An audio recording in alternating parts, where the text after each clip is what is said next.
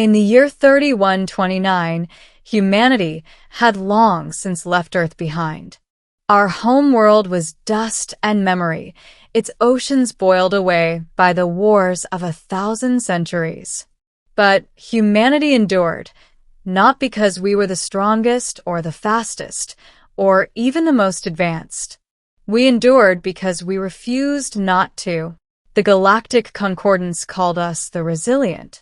It wasn't meant as a compliment. They said we were stubborn, reckless creatures that refused to die even when it would have been wiser to surrender. That stubbornness had carried us to the edge of the Orion Arm, where we built Haven, a sanctuary world for humans and aliens who'd chosen peace over conquest. For a century, it thrived under the protection of the Terran Vanguard, humanity's defensive fleet. And at the heart of that fleet stood Captain Elias Kael, the kind of man who could command silence with a glance and loyalty with a word. But no one on Haven was more beloved than Dr. Aria Solen. She was the one who'd given the planet breath, the engineer of its atmosphere stabilizers, its biosphere domes, and the vast gardens that turned deserts into forests. To humanity, she was proof that compassion could shape worlds. To Elias Kael, she was the love that gave his war-worn heart peace. And to the Zha'keth Dominion, she was leverage. 2. The invasion of Haven. It began at dawn. 3 Zha'keth dreadnoughts dropped out of slipspace above Haven. Their hulls were lined with organic armor that pulsed like the surface of a living heart. They weren't here to negotiate. The Zha'keth were a species of conquerors, reptilian giants bred for war, each standing twice the height of a man, their claws sharp enough to carve through armor. Their leader, Tal, was the Dominion's champion, a warlord who had crushed a dozen civilizations beneath his clawed feet. When the first bombardment struck, Haven's sky bled fire. Colonies vaporized in seconds. Kael's fleet scrambled to intercept, but the Dominion's ships were already descending, deploying drop pods like iron rain. In the chaos, they went for her. Aria had been working in the Solstice Spire, the heart of Haven's weather control network. When the alarms began to wail, she tried to initiate planetary defense protocols, but the Zha'keth had already sliced through orbital communication. Elias Kael's voice came through the static one last time. Aria, lock the doors. Seal the lab. I'm coming for you. She smiled through her fear. I know you are. You always do. But the next time her image appeared on any Terran frequency, it wasn't through her doing. It was through the Zha'keth's. 3. The broadcast. The entire system went dark as the Dominion hijacked the galactic channels. Every Terran ship, every colony feed, every drone viewport, all flickered to the same image. Dr. Aria Solen, bound and bloodied, kneeling beneath the clawed hand of Tal. His voice, deep and guttural, rolled through the static like thunder. Humans, he said, drawing out the word as though tasting it, you call this one your beloved. You build statues of peace while hiding behind fleets of steel. You pretend to be civilized. But you are animals, and today, your pet dies as proof. The galaxy watched as he raised his blade. Kael's bridge erupted in shouts, orders, curses, denials. But none of it mattered. The moment the blade fell, everything inside Elias Kael stopped. They'd taken the one light he had left in the universe.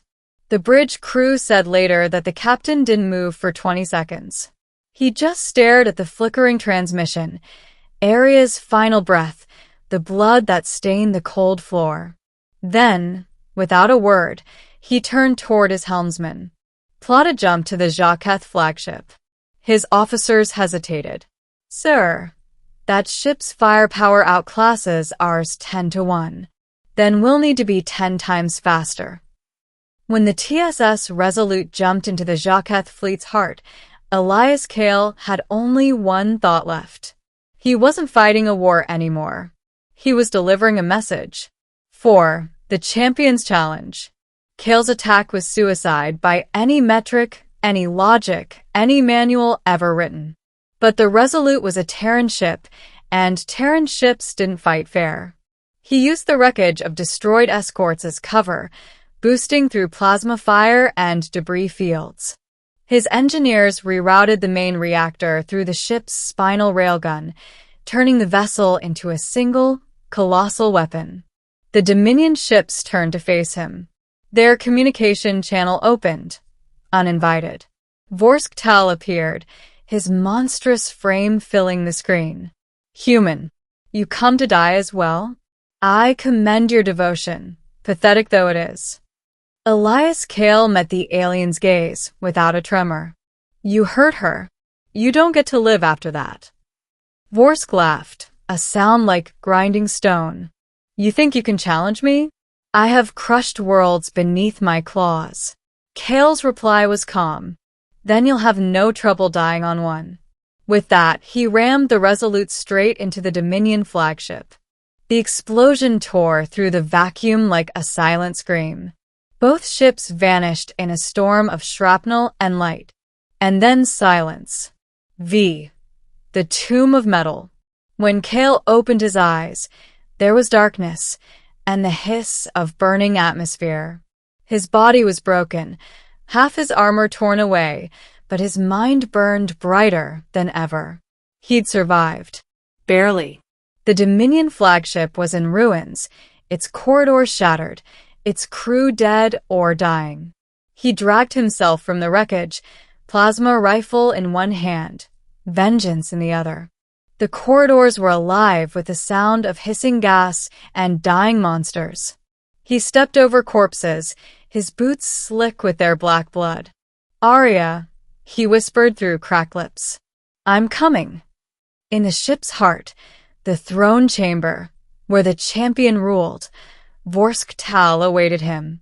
The Zha'keth stood twice his height, his armor made of living metal that pulsed with crimson light.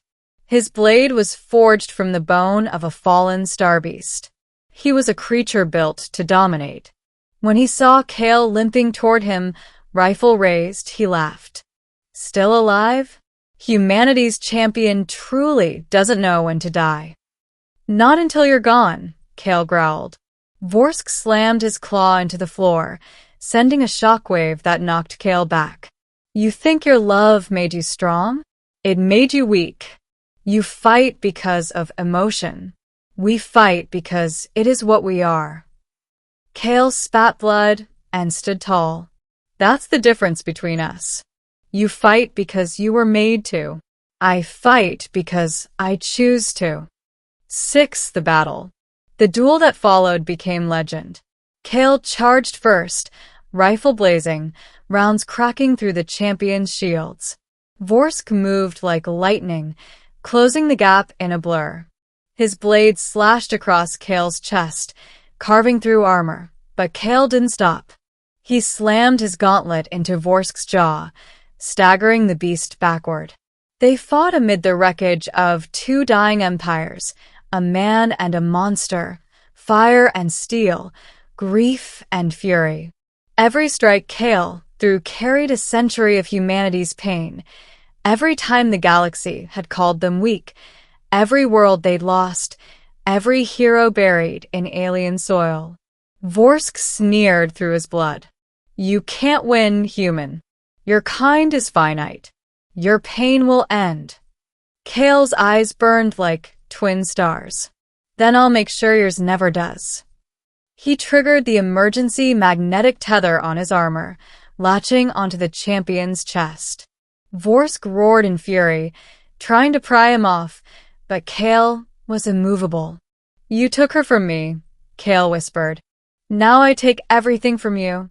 He jammed a plasma grenade into the champion's exposed core and kicked off, hurling.